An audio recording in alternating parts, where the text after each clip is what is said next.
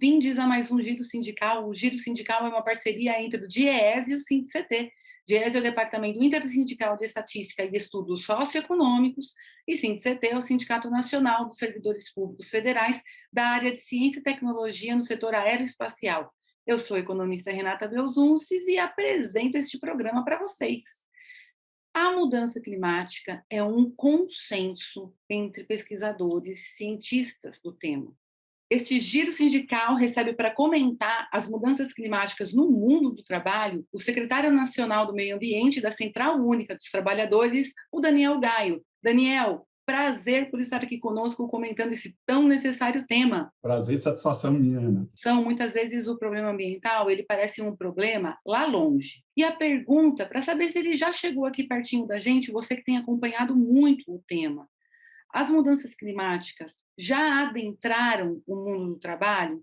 Se sim, em quais setores ou regiões isso já se faz mais presente? Primeiro, ela é sentida de forma muito brutal por todos nós, né? Durante um governo que tem promovido tanta destruição, nós estamos sentindo ainda mais, não só pela falta de políticas públicas, mas também pelos ataques, para não citar a Amazônia, por tudo que aconteceu no Pantanal, na última seca, essa seca que nós estamos vivendo aqui na região centro-oeste agora está terrível, e que nós não temos nem a perspectiva de chuva agora em setembro, essa chuva deve chegar só em outubro, novembro, no Rio Grande do Sul, vários biomas, todos os nossos biomas estão sob ataque, o que aconteceu em Petrópolis, o que aconteceu em Pernambuco. Então, são diversas intempéries e que são culpas, obviamente, de caos climático, mas esse caos climático tem motivos, né, para acontecer. E tem responsáveis também, isso que nós queremos denunciar. E para pensar no mundo do trabalho, ela obviamente já impacta no nosso dia a dia, nos transportes, que às vezes demoram mais, que tem vários mais problemas, preço dos alimentos, que nós estamos vivendo uma inflação tremenda agora do preço dos alimentos, e não é só culpa da guerra lá na Europa, é culpa, sim, também das mudanças climáticas e do modelo que nós adotamos aqui, infelizmente, de produção de commodity. Ela impacta também a todos os trabalhadores e trabalhadoras no acesso à água, acesso à energia, no preço desses direitos, no cobrado por esses direitos, perda de moradia, como foi o caso de Petrópolis, Pernambuco. Então, todos os trabalhadores já sofrem, mas alguns são muito mais afetados. E aí, em particular, os trabalhadores que trabalham na rua, frente a esse estresse climático, algumas vezes é um frio intenso, outras vezes é um calor intenso, os trabalhadores que trabalham no trânsito, pelos mais engarrafamentos ainda que estão promovidos também por essas questões climáticas, e que estão em locais expostos, né? Expostos, sem aclimatação. Então, a gente vê tantos trabalhadores da indústria ou da minha própria categoria, bancários, que na agência de banco, se não tiver um ar-condicionado funcionando 24 horas por dia, é insalubre, é impossível ficar lá dentro, ainda mais os trabalhadores que ficam lá o tempo inteiro, diferente dos clientes. E, para dizer pior, ela é mais impactante ainda, as mudanças climáticas são mais impactantes para os vários trabalhadores que já estão perdendo empregos.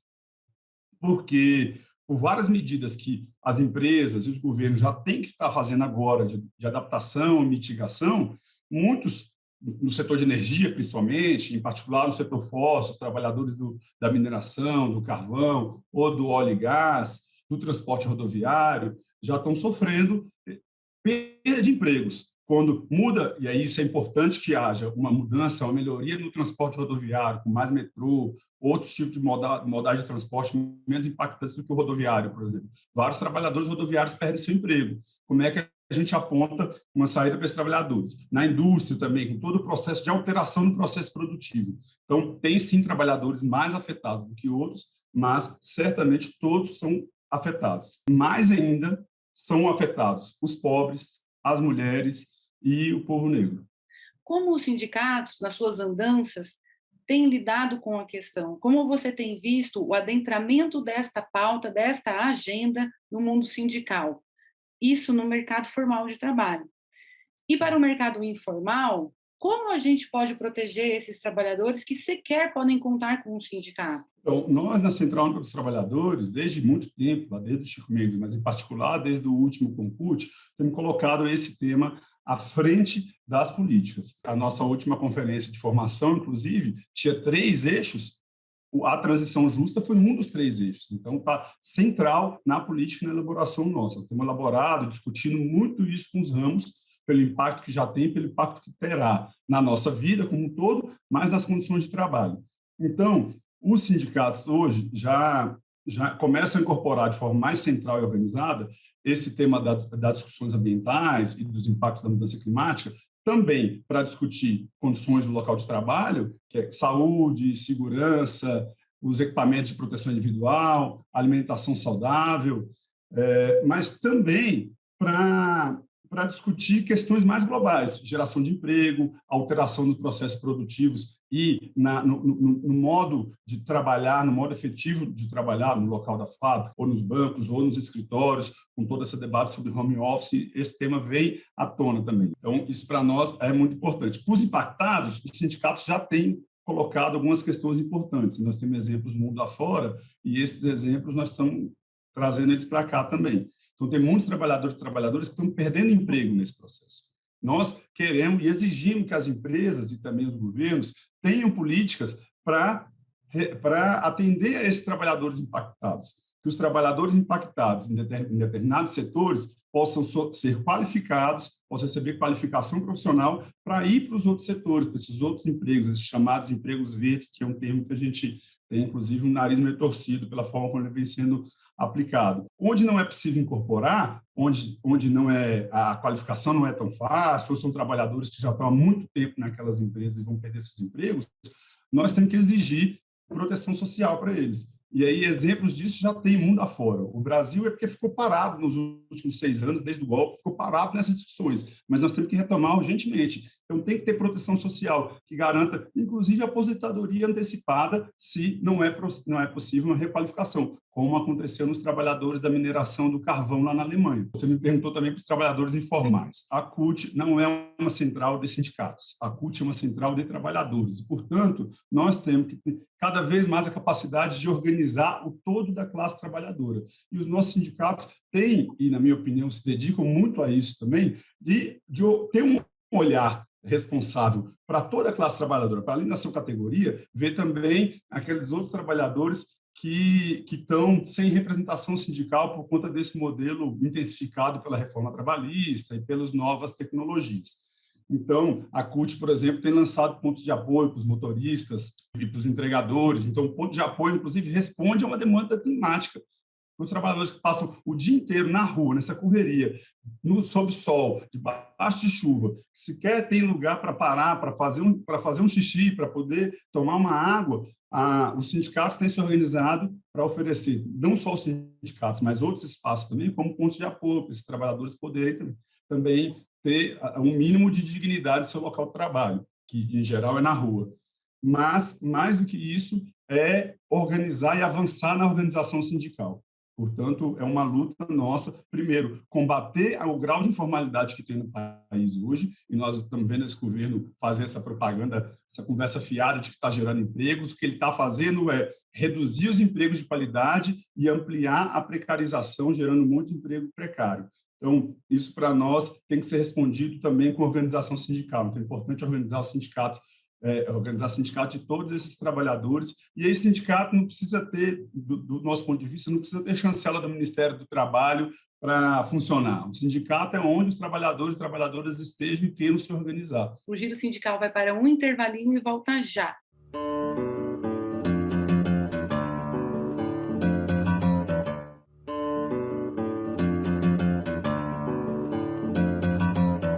O Giro Sindical está de volta e este programa recebe o secretário nacional do Meio Ambiente, Daniel Gaio. Daniel, o tema da transição energética ele tem sido um destaque em todo o mundo quando o tema é combater a ação humana que tem gerado a mudança climática. Então, a mudança de setores como petróleo, gás e carvão, deixar esses setores para trás e substituí-lo, de fato, por outras formas de geração de energia que não sejam tão poluentes, que emitam menos gases de efeito estufa, tem sido um desafio global a todo tempo. Como lidar com a provável perda de postos de trabalho que uma transição de setores que no Brasil são tão importantes oferecem empregos, inclusive de remuneração elevada em comparação com muitos outros setores de trabalhadores? Como a gente lida com um desejo de transitar para uma energia mais limpa e, ao mesmo tempo, preservar esses postos de trabalho, inclusive, se possível, melhorar a situação dessa trabalhadora e desse trabalhador. Pensar para que é essa energia e para quem é importante, antes de pensar nos empregos que ela vai gerar. Porque para nós não adianta sofrer uma série de impactos aqui, reduzir uma série de trabalhos nos setores carbonizados para gerar emprego em outros setores, mas essa energia ir para bancar a transição ecológica ou a transição energética no norte global, na Europa ou nos Estados Unidos.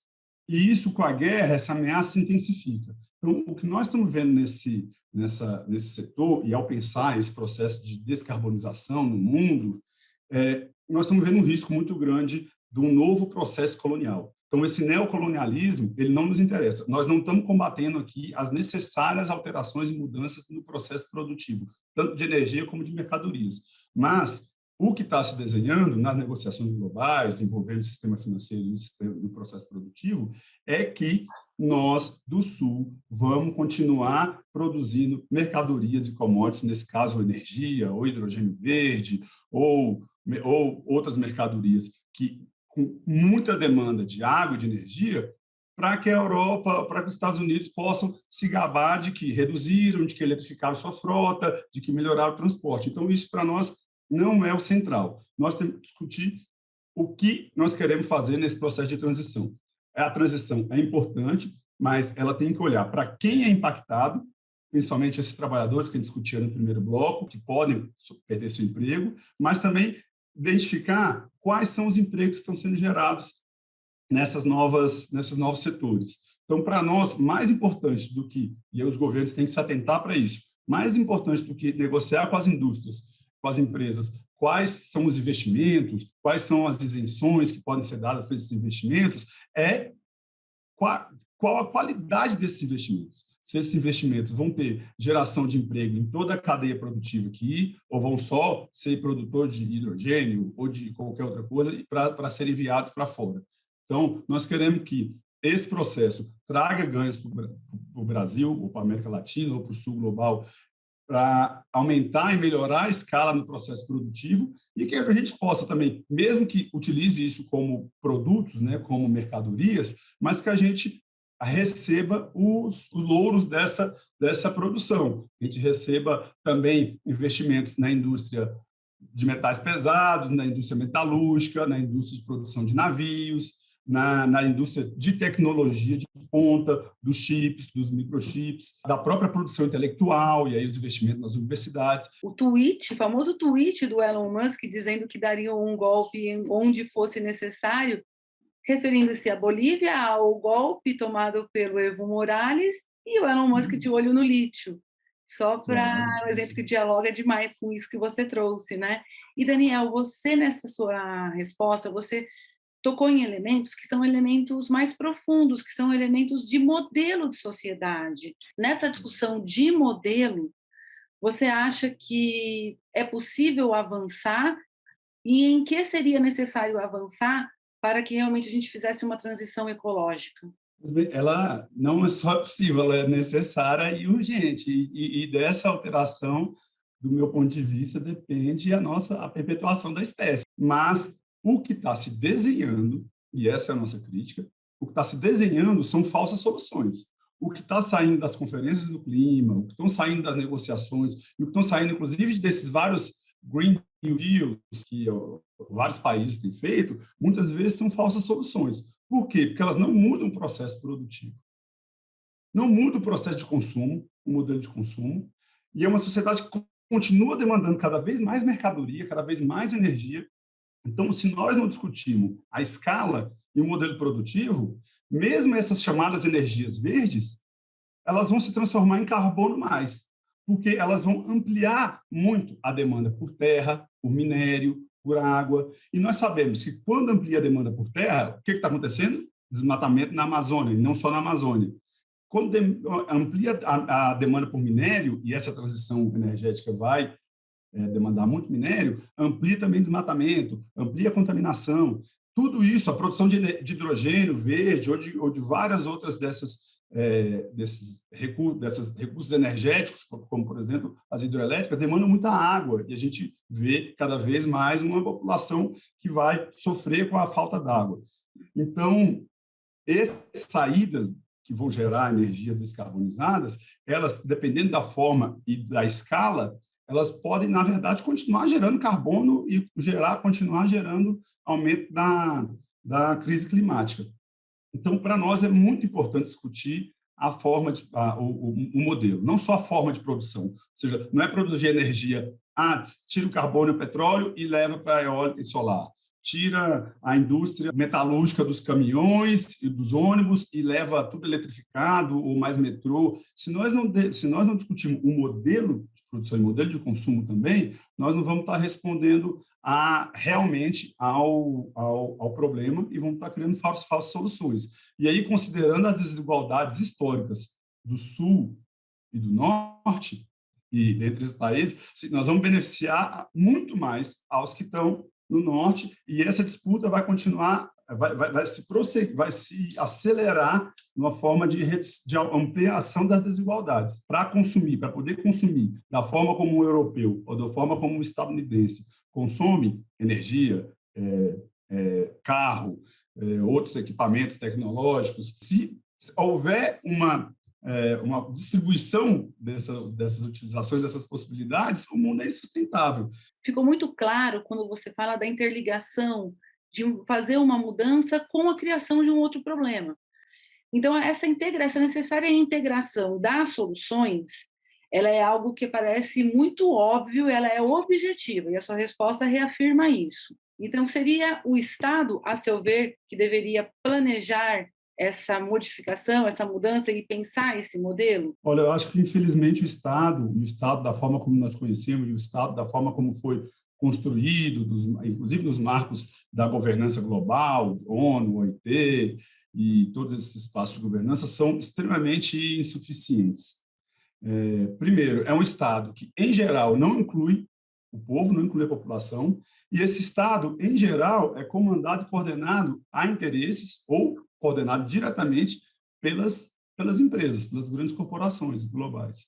Então, a figura do Estado, ela é sim importante, mas é importante a disputa por que Estado é esse. Nós estamos vendo aqui um Estado, no Brasil, nós estamos vendo um Estado que opera contra os interesses da população, que opera contra os interesses da natureza, que opera contra o interesse do país. Então, é mais do que discutir o Estado, é discutir esses vários mitos, o mito do Estado e o mito da sustentabilidade, por exemplo, é um que sempre aparece nessa discussão. Então, as empresas se incorporam e aí ganham governos, ganham até a opinião pública, muitas vezes, com esses mitos, como nós estamos agora nesse mito da transição energética e esse mito e essa fetichização, né, da eletrificação, do carro elétrico, e achando que ligando nosso carro na tomada e acendendo menos luz, gastando menos água, nós vamos estar resolvendo o problema. Mas isso é todo um repertório criado pelas indústrias, pelo processo industrial, para continuar produzindo.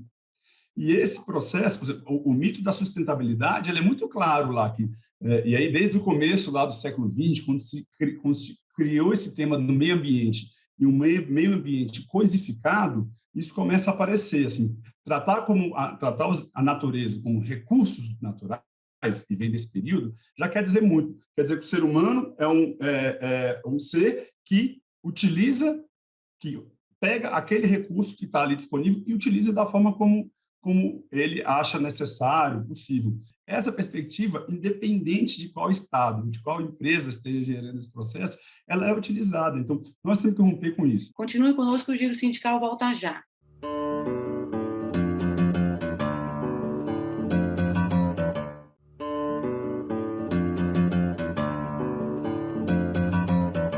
O Giro Sindical está de volta e este programa recebe o secretário nacional do Meio Ambiente da CUT, o Daniel Gaio. Estamos num ano eleitoral, um ano decisivo para o país, e o tema meio ambiente nunca foi tão debatido.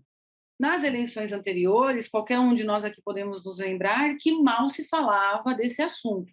Daniel, com o seu diagnóstico e a partir das possibilidades que você tem observado, qual é a nossa tarefa para romper com esse diagnóstico triste que você apontou E quais alternativas estão na mesa hoje para a gente mudar esse quadro? Tem enxergado coisas, bom, gritantes, isso aí é fácil identificar no Brasil, coisas extremamente alarmantes e tristes, mas também saídas promissoras, em particular de candidaturas nessa campanha. Mas para fazer justiça à campanha do Haddad, de 2018, trouxe importantes elaborações, que lá estavam sendo chamadas de transição ecológica, e ali estava abordado. E eu acho que esse programa, agora construído ou para o presidente Lula, tem trazido isso de forma mais organizada, de que forma trazer investimentos que gerem empregos e que gerem essa alteração no processo produtivo, mas nós temos que lutar, e aí lutar todo dia, e o nosso papel enquanto sindicato, óbvio, e sempre será sindicatear, independente do governo que lá esteja,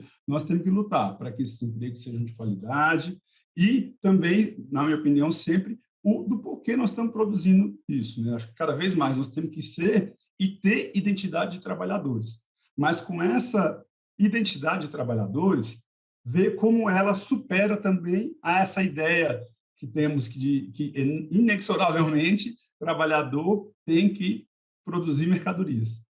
Então, nós não podemos nos incorporar enquanto trabalhadores pela perspectiva do produtivismo. Nós precisamos incorporar a nossa identidade de classe como lutadora de qualidade de vida e de condições de vida. Portanto, podemos, sim, continuar gerando empregos de mais qualidade, com menos jornada de trabalho, com menos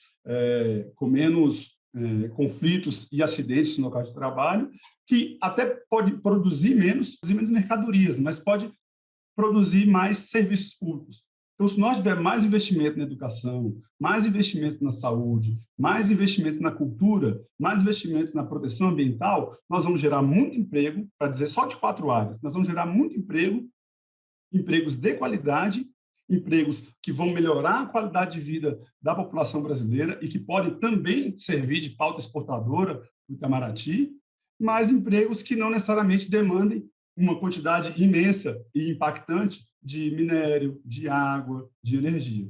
Então, retomar essa perspectiva de disputar, de não ser mais uma sociedade produtora de mercadorias, mas uma sociedade produtora de bens e de serviços que, para a própria população, essa perspectiva, eu acho que reposiciona o debate sobre geração de empregos e sobre modelo de desenvolvimento. Óbvio que nós vamos precisar continuar construindo prédio, casa, algumas fábricas, e várias dessas mercadorias, mas mais do que nunca nós temos a oportunidade, a necessidade de discutir. Quando nós vamos produzir alguma coisa, é produzir para quê e para quem.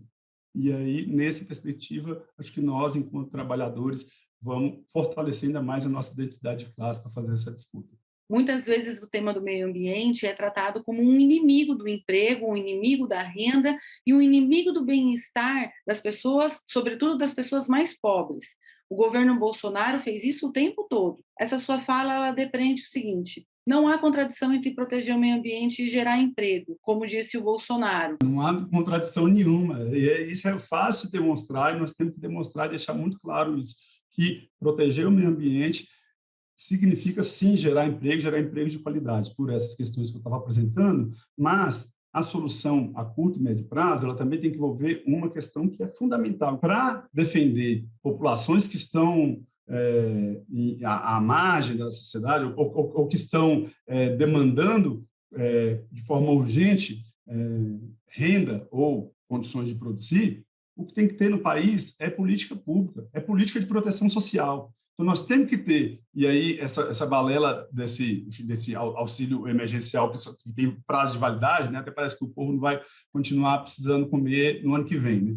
Então, nós temos que construir políticas de renda mínima para o povo, temos que avançar muito nos direitos dos trabalhadores, direito ao seguro-desemprego, temos que avançar bastante, muito mais nas perspectivas de aposentadoria, porque aí uma pessoa que, num determinado momento, não está empregada na área urbana ou rural, ela não vai precisar desmatar para pegar um pedaço de terra para grilar ou para produzir o que for para poder vender. Não, ela vai ter uma série de políticas públicas às quais ela pode acessar para se manter e até o momento onde se insira novamente no mercado de trabalho, mas no mercado de trabalho que proteja a natureza e que proteja as nossas vidas. Daniel, muito obrigada pela sua entrevista. Eu sei que você anda super ocupado, então eu te agradeço demais mesmo. Agradeço demais a possibilidade que nós, da Central Única dos Trabalhadores, podemos entregar um pouco das reflexões que a gente tem feito dentro da Central e com os nossos sindicatos. Seguimos.